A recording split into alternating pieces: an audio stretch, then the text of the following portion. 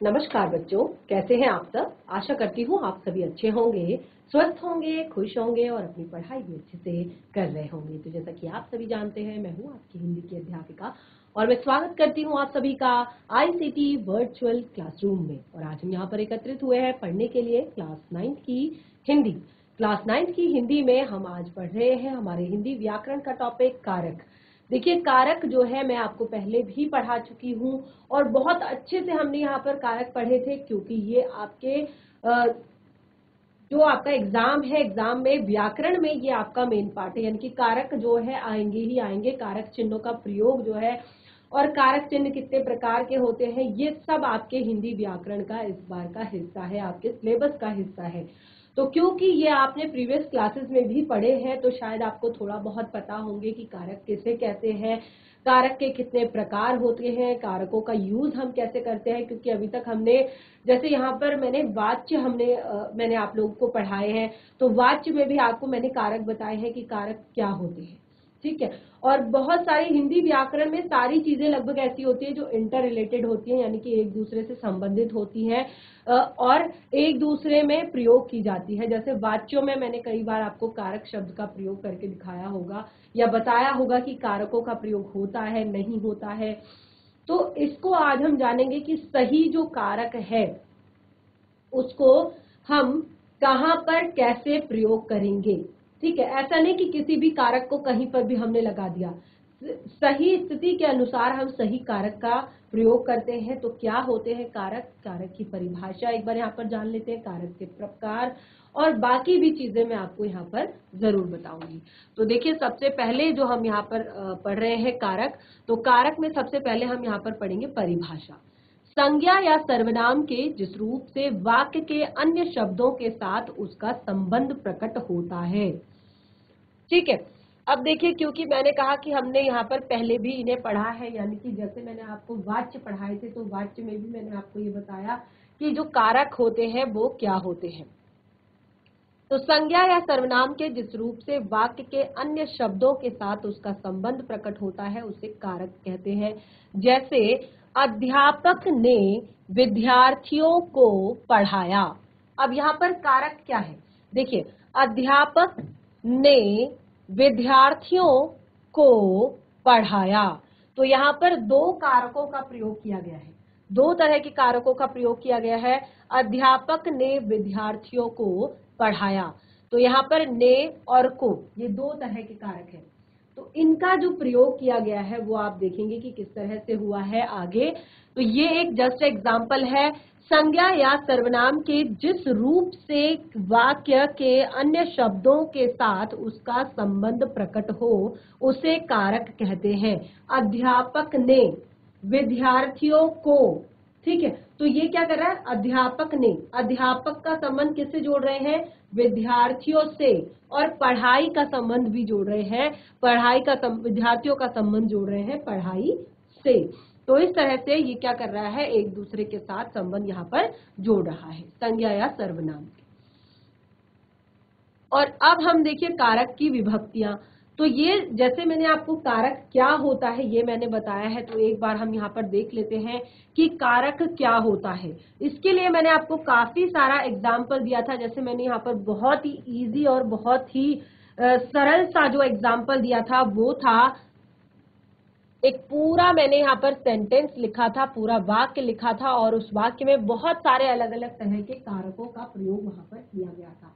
तो उन कारकों के प्रयोग, जो अलग अलग कारकों का मैंने प्रयोग किया और मैंने यहाँ पर बताया कि अगर उन कारकों को हम उस तरह से प्रयोग नहीं करेंगे तो क्या होगा, हमें भाव समझ में नहीं आएगा, यानी कि बिल्कुल भी हमें समझ नहीं आएगा कि यहाँ पर क्या कहने की कोशिश की गई है, ठीक है। जैसे अध्यापक ने विद्यार्थियों को पढ़ाया, अगर मैं इनको हटा दूं, अध्यापक विद्यार्थी पढ़ाया, आपको भाव समझ में आ रहा है सही से, अध्यापक विद्यार्थी पढ़ाया, ठीक है। तो कारकों का एक और मेन रीजन होता है कि इससे हमें क्या होता है, किसी भी वाक्य में प्रेषित जो भाव होते हैं वो ठीक ठीक हमें समझ में आ जाते हैं, यानी कि वाक्य में जो भी भाव होते हैं वो हमें अच्छे से समझ में आ जाते हैं। तो अब यहाँ पर देखिए, अध्यापक ने विद्यार्थियों को पढ़ाया।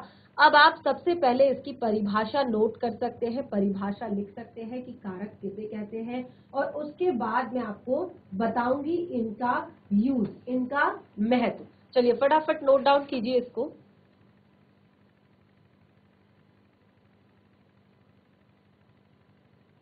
तो ये आप लोगों ने नोट कर लिया होगा कि संज्ञा या सर्वनाम के जिस रूप से वाक्य के अन्य शब्दों के साथ उसका संबंध प्रकट हो उसे कारक कहते हैं। जैसे अध्यापक ने विद्यार्थियों को पढ़ाया। तो अब आप यहाँ पर ये समझ गए हैं कि परिभाषा क्या है। तो मैंने आपको बताया कि यहाँ पर हम किस तरह से कारकों का यूज करते हैं, यानी कि कारकों की क्या महत्ता है, कारकों का क्या प्रयोग है। तो जैसे मैंने आपको कहा कि एक तरह से विभक्ति क्या है। जैसे यहाँ पर आप देख सकते हैं, मैं कुछ सेंटेंसेस लिखूंगी, कुछ वाक्य लिखूंगी। ये आपने पहले भी पढ़े होंगे क्योंकि हमने पहली क्लासेस में भी आपको ये पढ़ाए हैं। राम महाराज दशरथ, राम महाराज दशरथ के बड़े पुत्र थे। राम महाराज दशरथ के बड़े पुत्र थे। श्री राम ने लंका के राजा रावण को मारा। श्री राम ने लंका के राजा रावण को मारा। ठीक है। श्री राम ने रावण को बाण से मारा।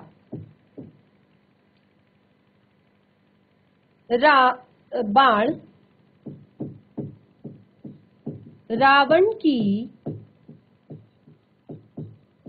नाभि में जा लगा।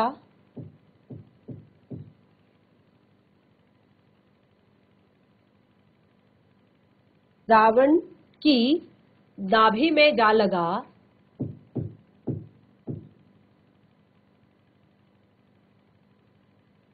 रावण का अंत हो गया। तो अब यहाँ पर ये पूरे जितने भी मैंने यहाँ पर आपके वाक्य लिखे हैं, जो पूरे यहाँ पर सेंटेंस जो मैंने लिखे हैं, उनको आप ध्यान पूर्वक देखिए। और सबसे पहले यहाँ पर देखिए कि कैसे हम ये जो कारक है इनको समझते हैं या इनके महत्व को जानते हैं कि क्या महत्व होता है इन कारकों का हमारे हिंदी व्याकरण में। तो जैसे कि मैंने आपको यहाँ पर परिभाषा तो क्लियर कर दी कि ये संबंध बताते हैं वाक्य का एक शब्द का दूसरे शब्द के साथ, या संज्ञा या सर्वनाम का वाक्य में आए हुए दूसरे शब्दों के साथ क्या बताते हैं, संबंध बताते हैं। ठीक है। जैसे आप यहाँ पर देख सकते हैं, राम महाराज दशरथ के बड़े पुत्र थे। राम ने लंका के राजा रावण को मारा। श्री राम ने रावण को बाण से मारा। बाण रावण की नाभि में जा लगा। रावण का अंत हो गया। अब आप यहाँ पर देखेंगे कुछ ऐसे शब्द हैं जिनको मैंने सर्कल किया है, और इन्हीं शब्दों को हमने अभी अभी यहाँ पर बताया है कि ये क्या है। ये सभी शब्द है आपके कारक। ठीक है। तो अब आप यहाँ पर देखेंगे कि कारकों का महत्व, कारकों का जो महत्व है वो है, जैसे आप देखिए, आप इन सेंटेंसेस को इन बिना जो सर्कल जिनको किया गया है उनके उन शब्दों को छोड़कर आप सबसे पहले इन वाक्यों को पढ़िए। जैसे राम महाराज दशरथ बड़े पुत्र थे। श्री राम लंका राजा रावण मारा। श्री राम रावण बाण मारा। बाण रावण नाभि जा लगा। और रावण अंत हो गया। तो पढ़ तो हमने लिया, लेकिन कुछ भी क्लियर नहीं हुआ है कि आखिर हमने पढ़ा क्या है, कुछ समझ नहीं आ रहा है बिल्कुल भी। तो हमने पढ़ा क्या है ये हमें समझ नहीं आ रहा है यहाँ पर। अगर हम इनके बिना पढ़ते हैं, कारकों के बिना अगर हम वाक्यों को पढ़ते हैं, तो हमें क्या होता है कि वाक्य में आए हुए भाव, वाक्य में प्रेषित भाव जो है वो हमारी समझ में नहीं आते हैं, हम वाक्य को पूरी तरह से नहीं समझ पाते हैं। तो इसीलिए ये क्या बताते हैं हमें, संज्ञा सर्वनाम का वाक्य में आए हुए अन्य शब्दों के साथ संबंध बताते हैं, जिससे हमारा जो एक तरह से प्रेषित भाव है वो बिल्कुल कंफर्म हो जाता है, हमें बिल्कुल क्लियरली समझ में आ जाता है। अब आसानी से पढ़ सकते हैं कि राम महाराज दशरथ के बड़े पुत्र थे। श्री राम ने लंका के राजा रावण को मारा। श्री राम ने रावण को बाण से मारा। बाण रावण की नाभि में जा लगा और रावण का अंत हो गया। बहुत ही सरल, आसानी से हमें पता चल गया। तो अब देखिए, ये तो मैंने यहाँ पर आपको इस परिभाषा को सिद्ध किया, इस परिभाषा को बताया कि क्या जो ये परिभाषा है वो किस तरह से स्पष्ट हमने यहाँ पर की, कि सही तरीके से परिभाषा ये है। अब देखिए यहाँ पर कारकों की विभक्ति, कारकों की विभक्ति किसे कहते हैं। तो अब देखिए कारकों की विभक्ति संज्ञा अथवा सर्वनाम शब्दों के बाद, संज्ञा अथवा सर्वनाम शब्दों के बाद को, से, के लिए आदि जो चिन्ह यानी कि कारक चिन्ह जो लगाए जाते हैं, जो चिन्ह लगाए जाते हैं उन्हें कारक चिन्ह या कारकों की विभक्ति कहते हैं। अब देखिए यहाँ पर मैं आपको बहुत अच्छे से बताऊंगी ये कारकों की विभक्ति क्या होती है। सबसे पहले मैंने क्या कहा, कारकों का रूप। अब देखिए विभक्ति, विभक्ति का अर्थ आप यहाँ पर रूप भी कह सकते हैं। कारकों का रूप प्रकट करने के लिए, कारक किस तरह के होते हैं ये बताने के लिए हम जिन चिन्हों का प्रयोग करते हैं, ठीक है, जिन चिन्हों का प्रयोग करते हैं, जैसे हमने ने का प्रयोग किया, कहीं पर हमने मैं का प्रयोग किया, कहीं पर हमने से का प्रयोग किया, कहीं पे हमने को का प्रयोग किया, कहीं पे हमने के का प्रयोग किया, ठीक है। तो ये क्या है, हमने अलग अलग तरह के चिन्हों का प्रयोग किया है, ठीक है। अलग अलग तरह के चिन्ह जो हैं उन्हीं को क्या कहते हैं, विभक्ति कहते हैं। तो ये सरल शब्दों में एक बार और मैं यहाँ पर आपको लिखवा देती हूँ कि कारक चिन्ह किसे कहते हैं। तो देखिए नोट डाउन कीजिए, विभक्ति या कारक चिन्ह। तो विभक्ति देखिए, कारकों का, ये भी नोट डाउन कर सकते हैं, दोनों को नोट डाउन करेंगे। कारकों का रूप, कि कारक किस तरह के होते हैं, ठीक है। कारकों का रूप प्रकट करने के लिए, कारकों का रूप प्रकट करने के लिए उनके साथ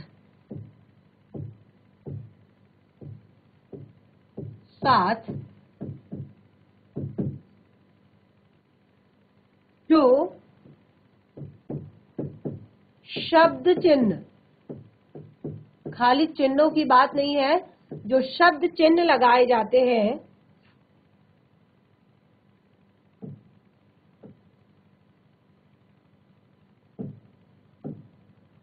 कारकों का रूप प्रकट करने के लिए जो शब्द चिन्ह लगाए जाते हैं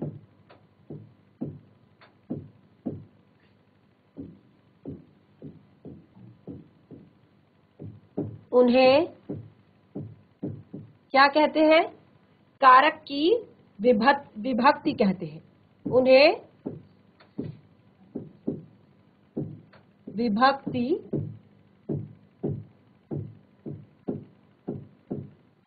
कहते हैं। कारकों का रूप प्रकट करने के लिए उनके साथ जो चिन्ह लगाए जाते हैं उसे विभक्ति कहते हैं, ठीक है। अब देखिए यहाँ पर विभक्ति क्या क्या हो सकती है, जैसे को, से, के या के लिए, या फिर मैं, या फिर पर। तो ये बहुत सारी अलग अलग विभक्तियां हैं, तो इन्हीं को विभक्ति चिन्ह भी कहते हैं, ठीक है। तो ये तो है कारक की विभक्ति। अब हिंदी में 8 प्रकार के कारक होते हैं, जो हिंदी हमारी भाषा है उसमें 8 प्रकार के कारक होते हैं और उन्हें विभक्ति चिन्हों से देखा जाता है और उन सभी कारकों को विभक्ति चिन्हों से देखा जाता है, विभक्ति चिन्हों से पहचाना जाता है। तो जब हमने यहाँ पर संधि पढ़ी थी तब भी मैंने आपको यहाँ पर बताया था समास जो हमने पढ़ा था।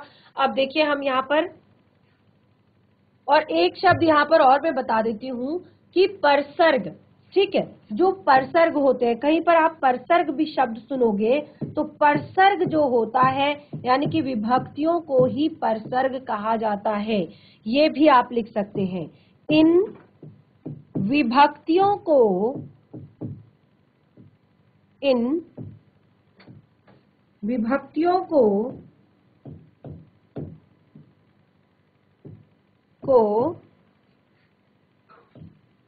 परसर्ग भी कहते हैं। इन विभक्तियों को परसर्ग भी कहते हैं। कहीं पर आप परसर्ग नाम सुनेंगे तो कंफ्यूज मत होइएगा, इन्हीं विभक्तियों को परसर्ग भी कहते हैं। तो हिंदी में मैंने आपको बताया कि कारक जो है हिंदी में 8 प्रकार के होते हैं और उन्हें चिन्हों के साथ देखा जाता है, विभक्ति चिन्हों के साथ देखा जाता है। अब कौन कौन से 8 प्रकार हैं वो देख लीजिए। ये हमने पहले भी बहुत अच्छे से पढ़ा है और जब मैं यहाँ पर आपको वाच्य बता रही थी तो वाच्य में भी मैंने आपको कारकों के बारे में पढ़ाया था और अभी एक बार फिर से यहाँ पर हम देख रहे हैं कारकों को। तो 8 तरह के होते हैं कारक: कर्ता कारक, कर्म कारक, करण कारक, संप्रदान कारक, अपादान कारक, संबंध कारक और अधिकरण कारक और संबोधन। तो जब हम समास पढ़ रहे थे उस टाइम पे भी मैंने आपको कारक पढ़ाए थे। समास में जब हम तत्पुरुष समास पढ़ रहे थे तो उस समय पर हमने कर्म कारक, करण कारक, संप्रदान कारक, अपादान कारक, वो सारी चीजें हमने यहाँ पर पढ़ी थी। तो देखिए हिंदी में जो है 10 आपके 8 जो है कारक होते हैं और उनके अलग अलग विभक्ति चिन्ह होते हैं। तो ध्यान दीजिए, यहाँ पर ध्यान से देखिए। पहला है कर्ता कारक। कर्ता कारक की विभक्ति है ने। मैंने क्या कहा कि इनको हम विभक्ति चिन्हों से देखते हैं, ठीक है। तो कर्ता कारक की विभक्ति है ने, कर्म कारक की विभक्ति है को, करण कारक की विभक्ति है से, संप्रदान कारक की विभक्ति है को या के लिए। संप्रदान कारक की विभक्ति को या के लिए। अपादान कारक की विभक्ति है से और ये से हमेशा पृथक्करण को दर्शाता है। से क्या दर्शाता है? संप्रदान कारक वाला पृथक, अपादान कारक वाला पृथक्करण को। अगला है संबंध, संबंध कारक। तो संबंध कारक है आपका का, के, की, रा, रे, री या मा, मे, मी। ये भी आपकी विभक्तियां हैं, ये भी आपने पढ़ी होंगी या आप अभी यहाँ पर पढ़ेंगे। तो का, के, की, रा, रे, री, मा, मे, मी, ये आपके संबंध की विभक्तियां हैं। जैसे अगला है अधिकरण कारक। अधिकरण कारक जो है उसमें मैं और पर, अधिकरण कारक में मैं और पर आपके विभक्ति चिन्ह है। संबोधन कारक, संबोधन कारक होता है जैसे हम किसी को संबोधित करते हैं तो वो है आपका हे, अरे और अहो। तो ये है आपके 8 के 8 कारक और साथ में उनके कारक चिन्ह, ठीक है। तो ये आप नोट कीजिए, ये बहुत ज्यादा जरूरी है और उसके बाद ही हम आगे बढ़ेंगे। सबसे पहले हम करेंगे कर्ता कारक किसे कहते हैं, उसके बाद हम यहाँ पर बताएंगे कर्म कारक किसे कहते हैं, उसके बाद हम यहाँ पर बताएंगे कि करण कारक क्या होता है, संप्रदान कारक क्या होता है, अपादान कारक क्या होता है और संबंध कारक क्या होता है। अब देखिए यहाँ पर कुछ विशेष बताया गया है कारकों के बारे में कि कर्ता से अधिकरण तक, ध्यान दीजिएगा, कर्ता से अधिकरण तक विभक्ति चिन्ह परसर्ग शब्दों के अंत में लगाए जाते हैं। ये विशेष है कि कर्ता से अधिकरण तक जो भी विभक्ति चिन्ह होते हैं या परसर्ग होते हैं वो शब्दों के अंत में लगाए जाते हैं, किंतु संबोधन कारक के बीच में लगाए जाते हैं चिन्ह, ठीक है, या शुरुआत में। संबोधन कारक चिन्ह जो है वो पूर्व में लगाए जाते हैं। अब देखिए ये या तो अंत में या फिर बीच में भी हो सकते हैं, ठीक है, ये अंत में या बीच में भी हो सकते हैं, लेकिन जो आपका संबोधन है एक सिंगल संबोधन वाला, वो हमेशा कहाँ रहता है, वो शुरुआत में रहता है, ठीक है। तो विभक्तियां जो होती है वो ज्यादातर या तो बीच में लगती है या लास्ट में लगती है, लेकिन जिन इनमें जो संबोधन है वो हमेशा शुरुआत में लगता है। ये आप याद रखिएगा। कर्ता से लेकर अधिकरण तक, कर्ता से लेकर अधिकरण, कर्ता कारक, कर्म कारक, करण कारक, संप्रदान कारक, अपादान कारक, संबंध कारक, अधिकरण कारक, ये 7 जो आपके कारक हैं, इसमें जो विभक्तियां लगती है वो या तो वाक्य के बीच में लगती है या तो वाक्य के अंत में लगती है, ठीक है। लेकिन जो लास्ट है संबोधन कारक, ये हमेशा शुरुआत में लगता है। कहाँ लगता है, शुरुआत में लगता है, ठीक है। तो ये हमारा यहाँ पर कंप्लीट हुआ। अब हम शुरू करते हैं सबसे पहले कि किसे कहते हैं कारक। तो कारक के प्रकार जो हमने पहले पढ़ा था, कारक के प्रकार, तो कारक के जो प्रकार है वो आपके 8 प्रकार हैं, वो मैं आपको बता चुकी हूँ। पहला कारक हम स्टार्ट करते हैं संज्ञा या सर्वनाम की। संज्ञा या सर्वनाम के जिस रूप से कार्य करने वाले व्यक्ति का बोध होता है, कार्य करने वाले का व्यक्ति, कार्य करने वाला जो है यानी कि कर्ता,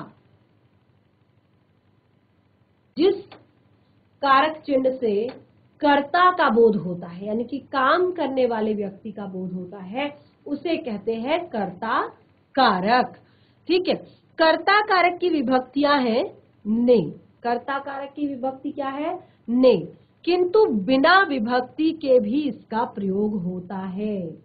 कई बार बिना विभक्ति के भी कर्ता कारक का प्रयोग होता है। कैसे, अब देखिए यहाँ पर 2 वाक्य लिखे हैं, उदाहरण के लिए ध्यान से देखिए और नोट डाउन भी करते रहिए साथ साथ। राम ने रावण को मारा। अब यहाँ पर ये वाला जो को है इसका अभी कोई लेना देना नहीं है, अभी हम कर्ता कारक की बात कर रहे हैं, काम करने वाले व्यक्ति के बारे में बात कर रहे हैं। तो जो यहाँ पर कर्ता कारक है वो है ने। कर्ता कारक की विभक्ति क्या है, ने है। जैसे मैंने आपको यहाँ पर बताया है कि इसकी विभक्ति है ने, और ये क्या करता है, ये काम करने वाले व्यक्ति का बोध कराता है। तो राम ने रावण को मारा, काम किसने किया, राम ने किया, ठीक है। तो यहाँ पर राम के साथ जो विभक्ति लगेगी वो होगी आपकी कर्ता कारक की विभक्ति। तो राम ने रावण को मारा, एक चीज क्लियर हो गई। लेकिन यहाँ पर हमने कहा कि कर्ता कारक की विभक्ति, जो कर्ता कारक है वो बिना विभक्ति के भी इसका प्रयोग होता है, कर्ता कारक का बिना विभक्ति के भी प्रयोग होता है। राधा नाचती है। अब देखिए हमने ये तो नहीं कहा राधा ने नाच दिखाया, राधा नाचती है, तो ये भी आपका कर्ता कारक है। काम कौन कर रहा है, राधा कर रही है, नृत्य कर रही है, राधा नाचती है, ठीक है। तो ये है आपका एक एग्जाम्पल कर्ता कारक का। तो इसको आप नोट डाउन करेंगे सबसे पहले। देखिए परिभाषा जरूर नोट डाउन करेंगे सबसे पहले। परिभाषा में अब देखिए यहाँ पर हम और भी बहुत सारे एग्जाम्पल लिख सकते हैं, जैसे अनिल ने रामायण पढ़ी, अनिल ने रामायण पढ़ी, ठीक है। पिताजी ने रुपए दिए, पिताजी ने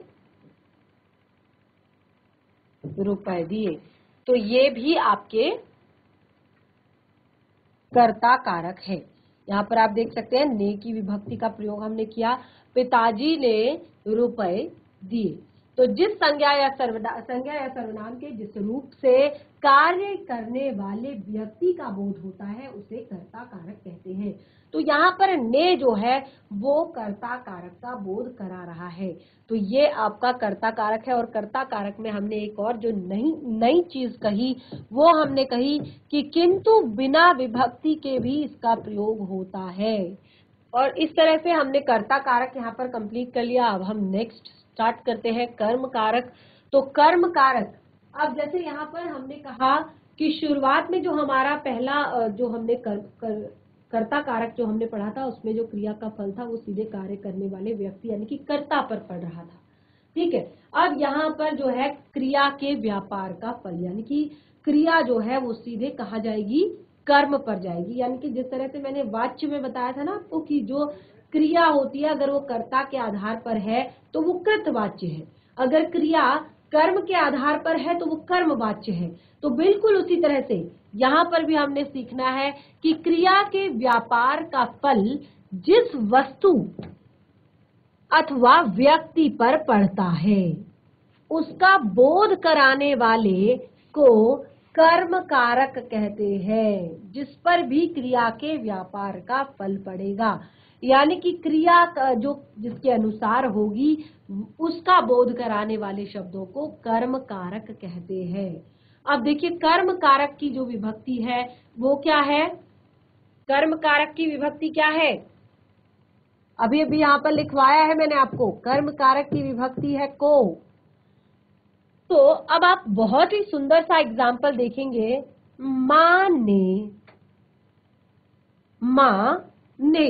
माँ क्या है, माँ करता है, माँ ने बच्चे को बुलाया, माँ ने बच्चे को बुलाया। अब देखिए यहाँ पर माँ ने, जो माँ है वो कर्ता है तो उसके साथ हमने कर्ता कारक की विभक्ति लगाई हुई है, लेकिन हम यहाँ पर कर्म कारक की बात कर रहे हैं। तो यहाँ पर कर्म है बच्चा, माँ ने जो काम किया वो है बच्चे को बुलाया। तो माँ ने बच्चे को बुलाया, तो यहाँ पर को जो है वो आपका कर्म कारक है, कर्म कारक की विभक्ति है। तो देखिए कर्म कारक की विभक्ति को है, लेकिन कुछ संदर्भों में यहाँ विभक्ति लुप्त रहती है। जैसे आपने पीछे देखा राधा नाचती है, जैसे आपने पीछे देखा राधा नाचती है तो उसमें आपका कर्ता कारक की विभक्ति का लोप हो गया था। ठीक है, वहां पर कर्ता कारक की विभक्ति नहीं थी। ऐसे ही यहाँ पर भी होता है, कहीं कहीं पर ये जो कर्म कारक की विभक्ति होती है इसका लोप हो जाता है। तो जैसे अब हमने यहाँ पर एग्जाम्पल देखा, मोहन ने राम को बुलाया, मोहन ने राम को बुलाया। ठीक है, तो ये तो कर्ता कारक की विभक्ति साथ में है, लेकिन जो नीचे वाला सेंटेंस है, मोहन ने दूध पिया, मोहन ने दूध पिया। तो यहाँ पर हमने कहा कि यह विभक्ति कहीं कहीं पर लुप्त भी हो जाती है, कुछ संदर्भों में ये विभक्ति जो है लुप्त हो जाती है। तो आप इस वाले एग्जाम्पल पे देखेंगे कि आपको को की विभक्ति नहीं दिखाई देगी, यानी कि जैसे हम ऐसे नहीं कहेंगे कि मोहन ने दूध को पिया। ठीक है, हम ऐसा नहीं कहेंगे कि मोहन ने दूध को पिया, मोहन ने दूध पिया। ठीक है, तो यहाँ पर जो आपकी विभक्ति है वो लुप्त हो गई है, यहाँ पर विभक्ति क्या हो गई है, लुप्त हो गई है। तो ये है आपका कर्म कारक। तो फिर से एक बार रिवाइज कर लीजिए, क्रिया के व्यापार का फल जिस व्यक्ति या जिस वस्तु पर पड़ता है उसका बोध कराने वाले कारक को कर्म कारक कहते हैं। अब यहाँ पर एग्जाम्पल भी दोनों के क्लियर कर दिए मैंने आपको। अब हम बढ़ते हैं आगे, करण कारक। करण कारक जो है उसकी विभक्ति है से या के द्वारा, करण कारक की विभक्ति से या के द्वारा। से भी हो सकती है, द्वारा भी हो सकती है, के द्वारा भी हो सकती है। ठीक है, तो ये है आपके करण कारक की विभक्ति, से और द्वारा। अब देखिए बिल्कुल उसी तरह से लिखेंगे एग्जाम, एक तरह से सेंटेंस, संज्ञा या सर्वनाम के जिस रूप से, संज्ञा या सर्वनाम के जिस रूप से क्रिया के करने के साधन का बोध होता है। करण, करण का अर्थ मैंने आपको बताया था माध्यम या साधन। करण का अर्थ मैंने आपको बताया था माध्यम या साधन। तो हमने कहा संज्ञा या सर्वनाम के जिस रूप से क्रिया के करने के साधन का बोध होता है, करने के साधन का बोध होता है, उसे करण कारक कहा जाता है,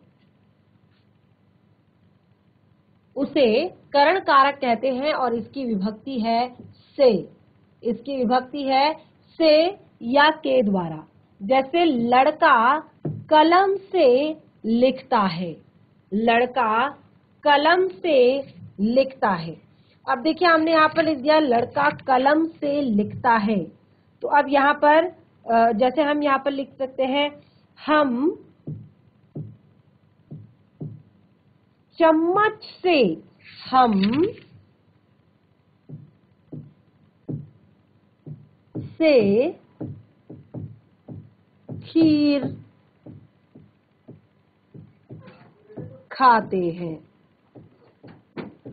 हम चम्मच से खीर खाते हैं, से।